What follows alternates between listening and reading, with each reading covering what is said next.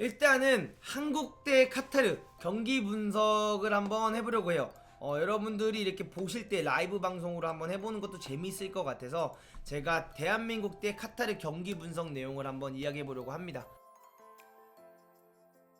우선 8강에서 탈락해서 아쉽지만 고생하신 코칭 스태프 그리고 대한민국 선수들에게 저는 진심으로 고생하셨다라고 말하고 싶어요. 네. 그리고 저는 이 분석을 하기 전에 앞서서 솔직한 마음에는 좀 마음이 무거워요. 왜냐면 대한민국 축구 팬분들께서 축구를 대하는 자세가 저는 어느 방향인지 솔직히 잘 모르겠다고 말하고 싶네요. 홍명보 감독님 때, 슈틸리케 감독님 때, 그리고 신태용 감독님 체제에서는 빌드업 축구 없이 뻥 축구를 했고요. 선수비 그리고 대책 없는 후 역습 축구를 했었어요. 그래서 그런 축구를 우리가 했을 때 많은 분들께서 말씀하신 게 뭐냐면 지더라도 색깔 있는 팀을 보고 싶다라고 말을 하셨는데 실제로 우리나라가 그런 축구를 구사하고 있는데 이제 와서는 이유 없이 공을 돌린다고 욕과 비판을 그리고 비난을 하고 계세요. 저는 이런 걸 보면서 굉장히 많이 안타깝고 정말 우리나라 축구 팬분들께서 어느 방향을 바라보고 계신지 좀 궁금하기도 합니다. 그리고 우리나라가 이제 아시안컵을 나왔을 때 많은 분들께서 말씀하신 거는 우리나라는 아시안컵에 나오면 강국이다. 강국이 더 이상 아니다라고 말씀을 하시는데 저는 아시안컵에 나왔을 때 우리나라는 강국이라고 생각을 합니다.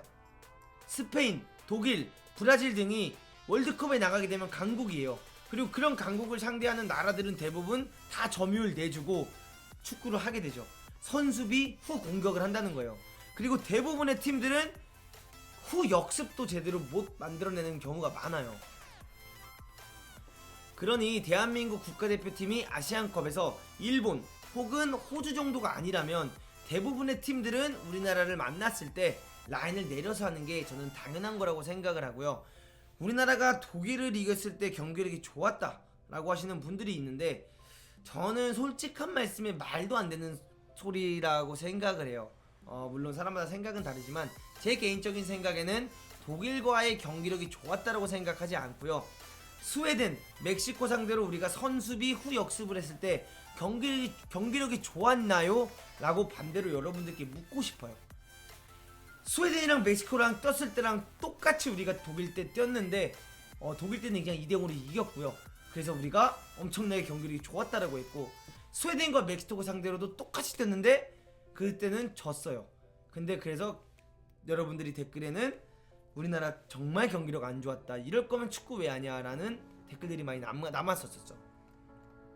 그리고 저는 한 가지 질문을 또 해보고 싶은 게 그렇다면 만약 우리나라가 이번 아시안컵에서 필리핀에게, 키르기스스탄에게, 중국에게 혹은 카타르에게 점유율 다 내주고 똑같이 2대1로 승리했다면 과연 전술을 칭찬했을까요?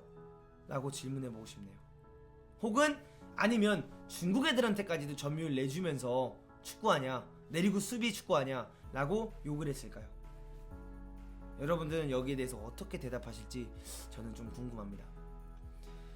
그리고 이제 벤투 감독님을 데리고 왔을 때 저는 목표가 이번 아시안컵 우승이라고 생각을 하진 않아요. 그리고 아니길 바랍니다. 그랬다면 정말 축구협회는 무모하고 미련하다고 저는 생각을 합니다. 제 생각에는 월드컵 8강 혹은 4강을 바라보고 데리고 왔다라고 생각을 하고 성적이 좋았을 경우 그 다음 아시안컵이 목표이지 않을까라는 생각을 합니다. 단편적으로 당장의 불을 끄는 데만 우리나라가 집중하지 않았으면 좋겠어요. 왜 우리나라가 59년 동안 아시안컵을 우승을 못했는지, 왜 월드컵을 16강까지밖에 진출을 못하는지 혹은 16강도 못 가는지 여기에 집중을 좀 했으면 좋겠습니다. 이유는 간단해요. 맨날 당장 앞에 보이는 불만 끄려고 해서 그런 거라고 생각을 해요. 큰 불의 원인이 어디인지를 파악하는 능력이 생기면 더 큰 피해를 줄일 수 있다는 거 좀 알고 갔으면 좋겠습니다. 그리고 아까도 말했지만 많은 분들이 말씀을 하셨어요. 독일전에서만 경기력이 좋다 혹은 일본만 만나면 경기력이 좋다라고 말을 하는데 그 이유는 제가 알려드릴게요. 간단합니다. 상대방이 우리한테 쫄아서 선수비 후 역습을 안 하다 보니까 우리나라에게 뒷공간이 많이 노출이 되고 상대방 뒷공간이 많이 생겼을 때 우리나라 선수들의 장점이 발휘가 되기 때문에 우리나라가 그런 나라들을 만났을 때 어느 정도 더 시원시원하게 공격을 하는 게 있지 절대 경기력이 더 좋아지건 아니라고 생각을 합니다. 그리고 저는 탓을 하고 싶다면 선수와 감독이 아니라 냉정하게 협회가 받아야 된다고 생각을 해요. 우리나라 현역 그리고 우리나라 현역 필드에 있는 유소년 감독님들 혹은 코치님들에게 향해야 된다고 생각을 합니다. 물론 모든 분들은 아니겠지만 어렸을 때부터 뛰는 운동, 체력 운동, 단순한 운동만 죽어라 시키니까 그분들이 나이가 들어서 수준 높은 축구를 하려고 하니까 잘 될 수가 없다고 저는 생각을 해요. 그래서 아래부터 바뀌지 않으면 위가 바뀌기가 어려운 게 사실입니다. 저는 위에서부터, 그래서 반대로 생각을 해보면 위에서부터 대표팀이 이렇게 희망을 보여주고 빌드업이 가능하다를 보여주면 반대로 아래에서도 변화가 충분히 일어날 수 있다고는 생각을 해요. 가끔은 위에서 희망을 보여주면 그게 아래로 내려가는 법이 있는 거죠. 제가 틀릴 수도 있겠지만 저는 지금이 아니라 당장 내일 모레가 아니라 앞으로 1년 혹은 2년 후에 벤토가 기대가 많이 되고, 그 이유는 명백해요. 선수들의 움직임과 공간 이해도가 전에 있었던 감독님들과 함께 했을 때와는 많이 달라졌다는 게 눈에 보이고 있으니까요. 그리고 선수들도 아마 느끼고 있을 거예요. 이번 감독님은 많이 다르다는 걸요. 그리고 본인들이 탈락을 했더라도 분명 희망이 보이고 더 잘해질 수 있다는 것들을 선수들이 저는 분명히 이번 아시안컵에서 느꼈을 거라고 생각을 합니다. 그리고 한 매체에 이렇게 글이 올라온 걸 저는 봤어요. 모두가 아는 벤투의 전술 점점점점점이라는 말이요. 전 이걸 보고 참 너무 아쉬웠고 왜 이렇게밖에 글을 쓸 수밖에 없었나라는 생각을 했던 이유 중 하나가 뭐냐면, 과르디올라, 클롭, 무링요, 디에고 시메오네, 에메리, 투엘, 모든 사람들이 말하는 그 명장들의 전술도 모두가 사실 알아요. 저도 다 알고요. 축구를 즐겨보시는 여러분들도 다 알아요. 근데 시간과 노력을 통해서 알아도 못 맞게 만드는 게 그런 감독님들의 일인 거죠. 그러니까 이런 축구를 하려면 팬들의 인내심과 기다림이 저는 필요하다고 생각을 합니다.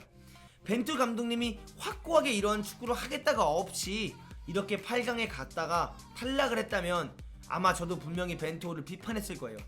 슈틸리케이코가 결승까지 갔는데도 떨어졌을 때 저는 비판을 했거든요. 왜? 이렇게 확고한 철학이 없었으니까요. 허나 이렇게 확고한 철학이 있는 사람에게는 우리가 좀 더 시간을 주고 바라볼 줄도 알아야 된다고 저는 생각을 합니다. 그리고 그랬을 때 어느 정도 변화가 오지 않을까라는 생각을 저는 하고 있어요. 그리고 저는 믿습니다. 제 생각이겠지만, 그리고 여러분들이 어떻게 생각하실지 모르고 다른 분들이 이걸 보고 어떻게 생각하실지 모르겠지만, 우리나라 대표팀 선수들이 분명히 더 나은 모습으로 빌드업 축구로 기쁨을 줄 수 있다는 걸 저는 믿고 있고요. 저는 우리나라가 수비, 열정, 끈기, 투지, 투혼만 가지고 축구하는 모습 보는 거 솔직히 지겨워요. 그리고 우리나라가 단순히 승리라는 거 하나, 그 단어 하나만으로 팬분들에게 즐거움과 감동을 줄 수 있다는 게 아니라 비로소 플레이로, 공을 가지고 하는 플레이로 팬분들에게 즐거움과 행복함, 축구를 바라봤을 때 재밌다, 혹은 비로소 졌지만 젖잘싸 라는 감정을 느낄 수 있게 해줬으면 좋겠고, 그런 축구를 구사할 수 있는 나라가 되었으면 좋겠어요. 그리고 그러한 축구를 할 수 있게끔 적어도 우리나라 축구 팬분들께서 1년, 2년 동안만큼은 같이 응원을 해줬으면 좋겠고, 대표팀을 향해서 정말 화이팅 했으면 좋겠습니다. 여기까지가 제가 그냥 카타르 전까지 보고 그냥 이 경기들을 보고 느낀 거고, 그냥 제 이야기를 한번 한 거고요. 제가 정답은 아니에요. 제가 틀릴 수도 있고 벤투 감독님이 1년 2년 안에 좋은 모습을 못 보여줄 수도 있다라고 저는 생각을 해요. 근데 저는 어쨌든 간에 이렇게 철학이 확고한 분들에게는 적어도 그분들이 증명할 수 있는 시간은 좀 주면 좋지 않을까라는 생각을 하고, 오늘 이 분석에서는 굳이 누가 이렇게 했었어야 됐다, 저렇게 했었어야 됐다, 어떻게 했어야 됐다는 큰 의미가 없다고 생각을 하고요. 저는 응원합니다. 대한민국 축구 응원하고, 우리나라 대표팀 선수들과 감독분들께서 혹은 코치님들께서 더 멋진, 더 멋진 경기력으로 분명히 보답해줄 거라고 믿고 응원하도록 하겠습니다. 대한민국 대 카타르 경기 분석은 여기까지만 하도록 하고, 여러분들 그 바레인전 때 경기 보시면 알겠지만 여러분들이 댓글 남기신 거에 제가 일일이 다 답글 달아드리고 있어요. 제가 다 답글 달아드리고 있으니까 꼭 여러분들 이 영상 보시고도 여러분이 생각하시는 거 댓글에 남겨주시면 제가 소통할 테니까 많이 소통해 주셨으면 감사할 것 같고, 구독이랑 좋아요, 즐겨찾기도 한 번씩 해주시면 감사할 것 같습니다. 항상 하는 말이죠. 여러분들, 프로도 한때는 아마추어였습니다. 노력하고 열심히 도전하고 잘 한다면 여러분들도 아마추어에서 프로 분석가, 축구 선수 혹은 감독이 될 수 있다고 저는 믿고 있고요. 제가 끝날 때 항상 하는 말이죠. SPT Train Like Pros.